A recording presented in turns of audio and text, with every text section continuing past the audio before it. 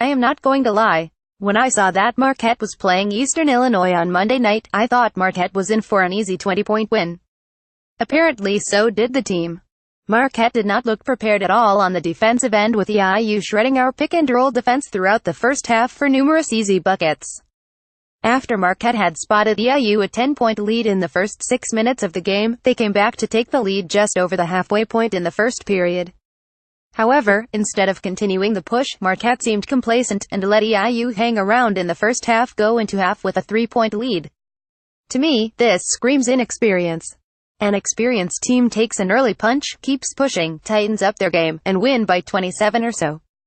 Marquette, on the other hand, continued to sleepwalk and throw lazy passes which were turned into easy points by a pretty athletic EIU team and nearly cost Marquette the game. With Hanif Cheatham transferring, Andrew Rossi is the only upperclassman who routinely handles the ball. It is now up to Rossi to take even more of a leadership role and show the younger players how to put teams away, something Marquette did not do well at all last season.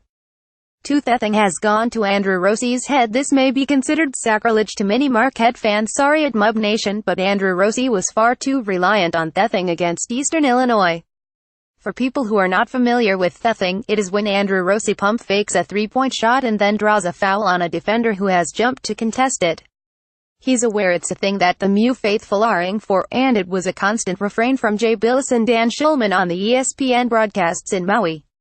Even though he was reasonably effective drawing fouls, the Eastern Illinois players did not fall for it nearly as much as previous teams, and Rossi started to pump fake even when he had wide-open shots. I understand that thing is a very effective change-up from simply shooting the ball, but when you start looking for it, and it absolutely looked like Rossi was hunting for it against EIU, it results in the ball stagnating and letting the defense recover. Rossi is a lethal offensive weapon with or without thething, and I'm not saying he should use it.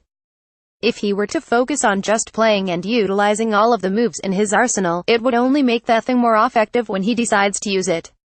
3. Greg Elliott and the team as a whole showed grit. Marquette had no business winning this game.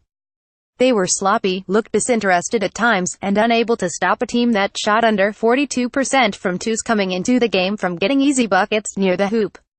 However, Marquette did come back and win, and that in itself is commendable.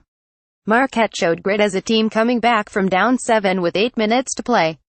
The player who showed the most grit on the team was freshman Greg Elliott. He pestered opposing ball handlers all night, gathering 4 steals and 4 blocks.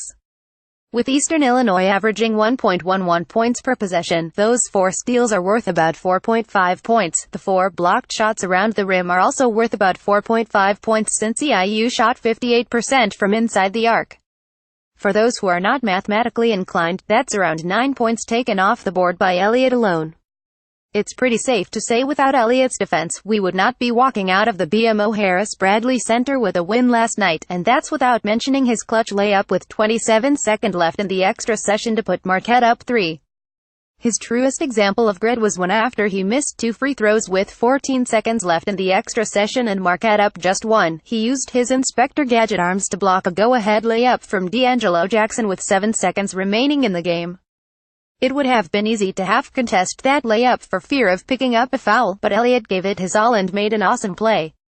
Overall, it was an ugly affair that I would like to put in the past, but it did teach our guys not to take any teams lightly, and even if they make a few mistakes, to put those behind them and make the next play.